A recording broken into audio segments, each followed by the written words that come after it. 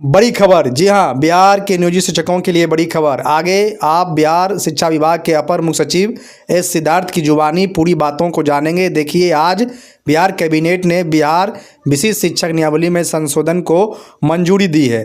संशोधन किस बात को लेकर हुआ, कौन सा नया नियम उसमें लाया गया बिहार विशिष्ट शिक्षक नियमावली में, तमाम बातें आगे इस वीडियो में आप अपर मुख्य सचिव शिक्षा विभाग एस सिद्धार्थ की जुबानी जानेंगे। आज प्रेस कॉन्फ्रेंस करके अपर मुख्य सचिव शिक्षा विभाग ने बिहार विशिष्ट शिक्षा नियमावली में जो संशोधन हुआ उसकी एक एक पहलू पर चर्चा किए हैं। तमाम जो चीज़ें हैं, एक नियोजित शिक्षक के रूप में आप अब विशिष्ट शिक्षक बनने जा रहे हैं तो आपको जानकारी होनी चाहिए। तो आगे इस वीडियो में अपर मुख्य सचिव शिक्षा विभाग की जुबानी बिहार विशिष्ट शिक्षा नियमावली में जो संशोधन हुए हैं उसके सारे पहलुओं को समझे, और चैनल पर पहली बार आए हैं तो चैनल को सब्सक्राइब कर बेल आइकन दबाएं। तो आगे शिक्षा विभाग के अपर मुख्य सचिव एस सिद्धार्थ की बातें सुने।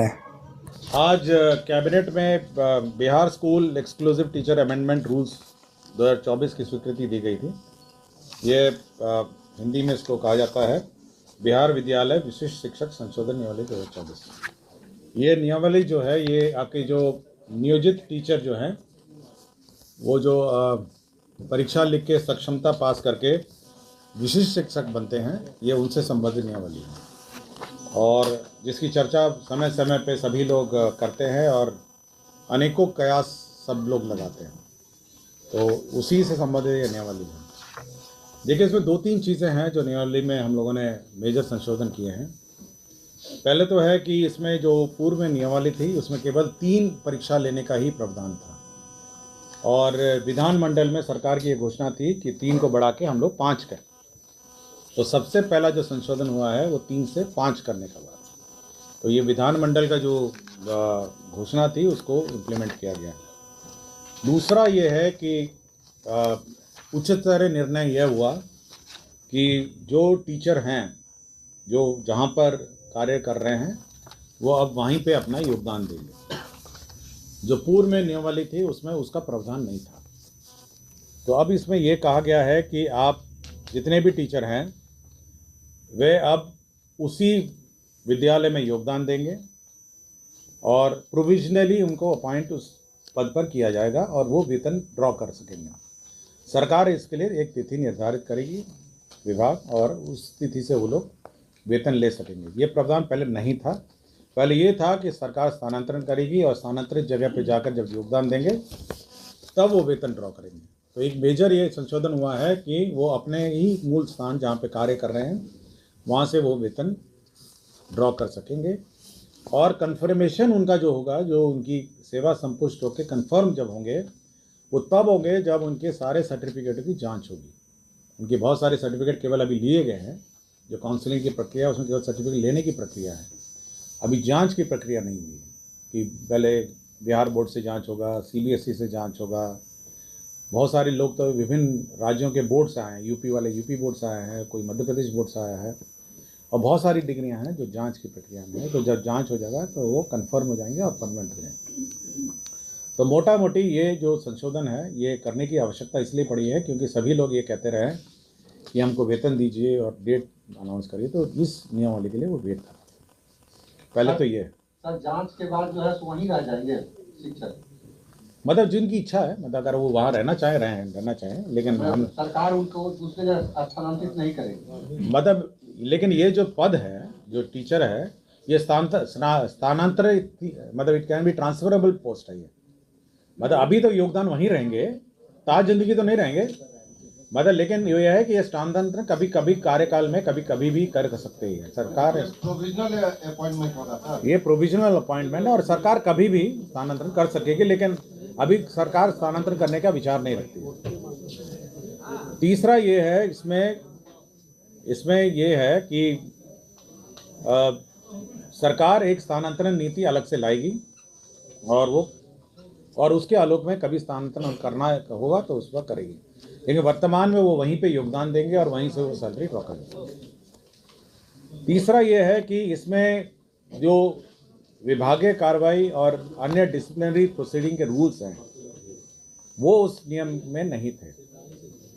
तो अब ये है कि उसमें माइनर पनिशमेंट क्या होंगे, किस कारण से होंगे, मेजर पनिशमेंट्स क्या हैं, वो किस कारण से होगा, जो सरकारी सेवा के जो नियमावली है वो इन पर लागू होगी। तो सारे नियम जो सरकारी सेवक पे नॉर्मली विभागीय कार्रवाई के लिए लागू होते हैं वो इन पर भी लागू होगा। इसमें एक प्रोविज़न और किया गया, देखिए सरकार ने जो स्थानांतरण नीति है वो बहुत ही उदारपूर्वक, जहाँ टीचर ने मांगा वहाँ पे स्थानांतरण का सरकार ने उदारपूर्वक नीति अपनाई है। टीचरों ने कहा कि हमको जहाँ पे कार्य कर रहे थे वहाँ करिए, कुछ टीचर ने कहा कि नहीं हमको जहाँ पे हमारी इच्छित स्थान है वहाँ करिए। तो सरकार हमेशा बहुत ही उदारपूर्वक नीति के अनुसार सरकार स्थानांतरण करती आई है। और ये हम लोग का विचार ये है कि जो भी नीति है वो उदारपूर्वक होनी चाहिए स्थानांतरण नीति। हम लोग को कोई ऐसा नहीं है, सरकार का ये नहीं है कि टीचर्स को कोई कष्ट हो प्लेस ऑफ पोस्टिंग में, और हम लोग ये सभी कंसिडर करके कर रहे हैं।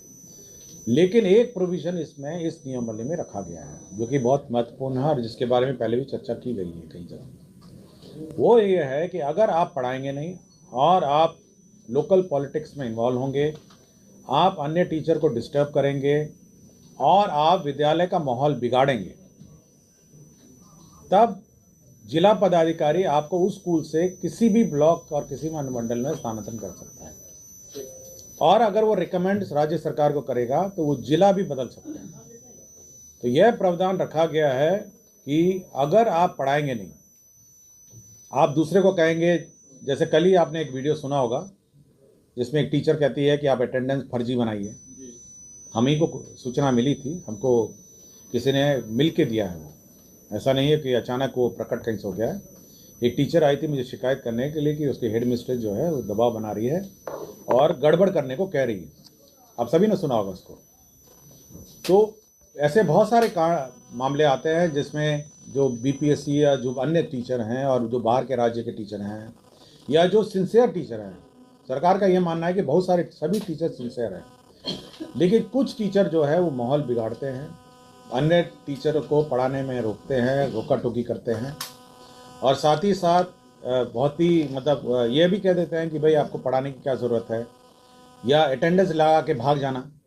ये प्रवृत्ति थोड़ी बहुत ही निकटतम वाले टीचरों में है, जहाँ जिनका घर बिल्कुल स्कूल से सटे है, अटेंडेंस लगाइए घर पहुँच जाइए। तो इस प्रकार की अगर प्रवृत्ति नोटिस की जाएगी तो जिला पदाधिकारी उनको उस स्कूल से स्थानांतरण कहीं पे भी कर देंगे जिले में।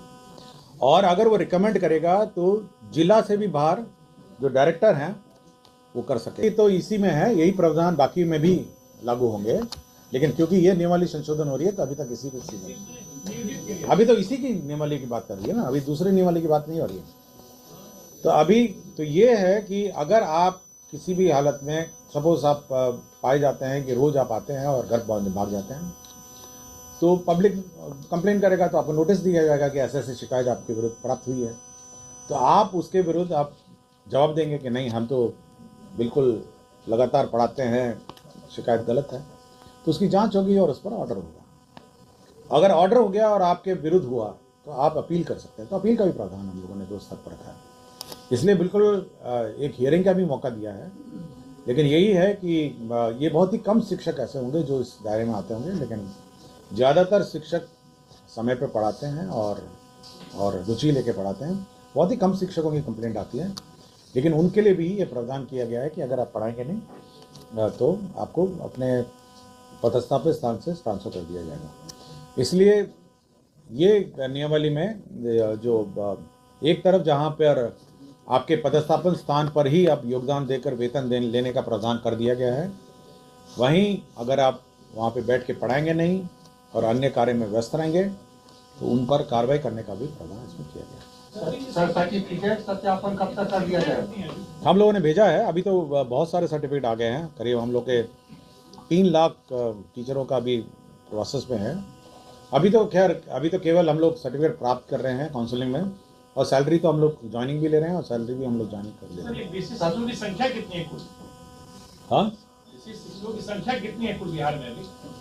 विशिष्ट शिक्षकों की जो इससे प्रभावित हो गए, ये करीब होंगी आपको जो कॉम्पिटेंस टेस्ट पास कर अपना 3 लाख के आसपास है। ये सर इनका सत्यापन कब तक पूरा कर लिया जाएगा? ये करीब 6 महीने लगेगा, ये 6 महीना करीब लगेगा। 6 मंथ तो कम से कम जाएगा, यूनिवर्सिटी जाएगा, कॉलेजेस जाएंगे, सब जगह मोटा मोटी 6 महीने लगेगा। ये सर स्थानांतरण के बारे में आपने कहा कि अभी नहीं किया जाएगा, तो क्या अगले साल विधानसभा चुनाव के बाद वो स्थानांतरण? ये मैं नहीं बता सकता, ये मैं आपको नहीं बता सकता। मैं इतना ही कह रहा हूँ क्योंकि आप राज्यकर्मी है तो राज्यकर्मी तो स्थानांतरण ही होंगे, ट्रांसफरेबल होंगे, लेकिन वर्तमान में जो प्रावधान किए गए हैं आप अपने स्कूल में ज्वाइन करेंगे और पढ़ाएंगे।